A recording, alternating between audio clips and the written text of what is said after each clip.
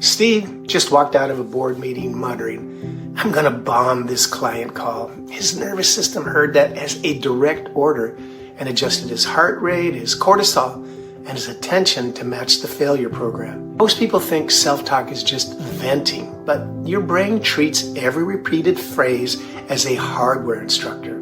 Will D, college professor, longtime martial artist, and psychology researcher.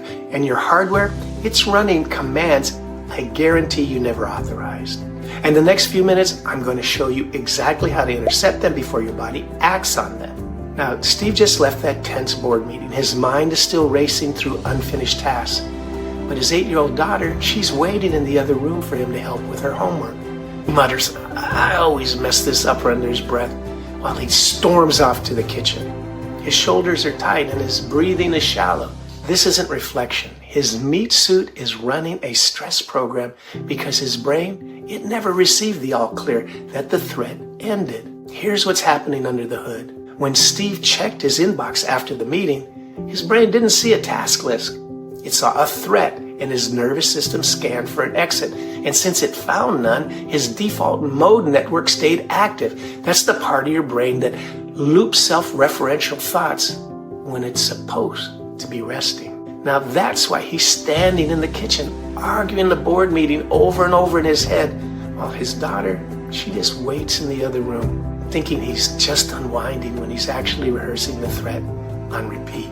People assume this is just what stress feels like, but it's really a hardware glitch.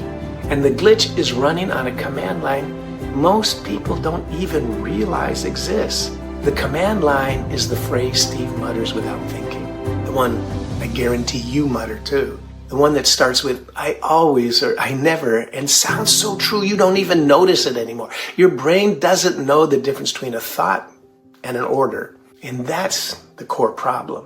When you talk to yourself, your hardware listens. And when you talk to yourself silently, your brain recruits the same speech motor areas it uses for spoken conversation. It's a real conversation partner, and your hardware doesn't fully distinguish whether somebody else is speaking those words over you or you're speaking them over yourself. That means when Steve mutters, "I'm going to bomb this client call," his brain logs it as a permanent instruction, not an emotional event. He thinks he's just processing his anxiety. His nervous system, it thinks he just issued a direct command. Chronic stress elevates cortisol, and sustained cortisol elevation is linked to memory decline and reduced brain volume. Steve isn't just missing presence with his daughter. He's slowly eroding that memory circuitry that keeps him sharp at work. So when Steve says, "I always mess this up," his brain isn't hearing a fear, it's hearing a command. His nervous system receives it and adjusts heart rate, cortisol, and attention to match the failure program. By the time he reaches the kitchen, his hardware is already executing the instruction that he gave it. The failure program is running in the background before he even opens his mouth to say hello to his daughter. There's one specific phrase structure that acts like a super command. Any sentence that starts with "I always" or "I never," it's telling your brain that this is a permanent hardware setting, not some temporary feeling. Steve uses it without realizing it, and you, I guarantee you probably use this too. Listen for it today. You'll hear yourself say it, I guarantee, before lunch. You intercept the command before your body acts on it by running the Command Intercept protocol. The 3 steps are catch, flag, and override. You start by catching the command. Don't catch a vague feeling like, "Oh, I'm stressed." Catch the exact words. "I always mess this up." "I can't handle this." "This always happens to me." These are rogue commands. Naming them precisely matters because your brain treats vague complaints as background noise, but it treats specific phrases like we just talked about as executable code. Without the exact name, the command slips past your prefrontal cortex and lands straight in your nervous system. Next, you flag it as corrupted data. You tell yourself that's not true. That's an old program running in the background. This is the pattern interrupt that snaps your prefrontal cortex back online to check the system. Without the flag, the command slides straight into your nervous system. With the flag, you create a split second of space between the thought and the physical reaction. That's the space where you take back control. When you run the override with one physiological sigh, double inhale through your nose, one big breath, then one tiny sip at the top, then let it all out through your mouth in one long, heavy sigh. Now, we're not talking about inner peace here. It's a physical nudge to the vagus nerve to let your system know it's not under attack. The physiological sigh, what it does is it reinflates the lung alveoli and it just flushes that CO2 out of your lungs, sending a concrete, all-clear signal to your nervous system. Your body can't stay in threat mode when your lungs are telling it the danger's all gone. I have trained for this situation. My hardware knows what to do next. Research on third-person self-talk shows that referring to yourself as you or by name engages the medial prefrontal cortex and reduces amygdala reactivity. It changes neural recruitment patterns without requiring heavy cognitive effort. So instead of, I got this, which your brain is going to reject as fake, try, you've handled worse than this board meeting, Steve. It lands differently because it bypasses the identity threat. You're not trying to become some new person. You're just installing a software patch. Now, let's run the live micro rep together. Steve's in his car outside his house, and he catches the command. I always mess this up. He flags it. That's an old program. He runs the physiological sigh, that one big inhale, one tiny sip, and a long exhale. Then, the override. You've trained for this, Steve. Your hardware knows what to do next.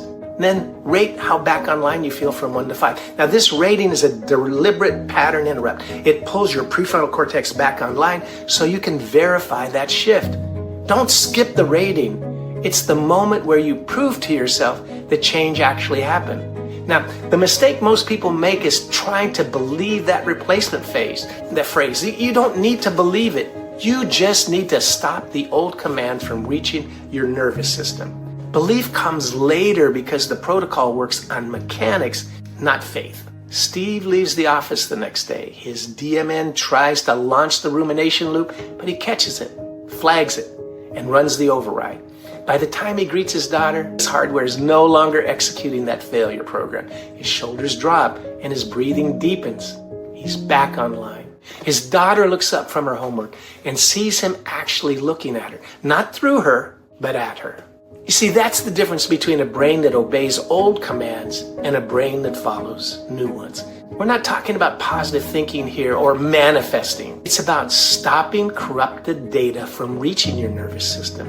When you refuse to speak that old command, you interrupt the neural network in your brain. You cut the pathway between the thought and that physical reaction. It's like switching a circuit breaker. The light doesn't flicker back on instantly, but the power surge stops. If you run this intercept for 1 week, the old neural pathway weakens and you make that new one stronger. Your brain begins to treat I am here now as the default command instead of I always mess this up. And that matters because interrupting the rumination loop isn't about feeling better. It's about neuroprotective maintenance for your hippocampus. You're not just saving your evening with your daughter. You're protecting your memory circuitry from the cumulative damage of chronic stress. The command line you considered harmless has slowly degraded the hardware you need to stay present. So now you have the Command Intercept protocol. Catch the command, flag it as noise, override it with one physiological sigh and one hardware accurate statement. This alone stops your brain from treating self-talk as a permanent instruction. Now here's your homework. Run the micro rep in the next time you catch yourself muttering an I always phrase. Now, most people won't do this, I know it, so just be different. And if you're ready to take this further, the Arrive Reset shows you how to pull yourself back online in 90 seconds using breath, body, and room. Remember to subscribe to keep training your brain, and until the next time, this is Will Deek wishing you only success, and remember, you can train your brain to feel your life again.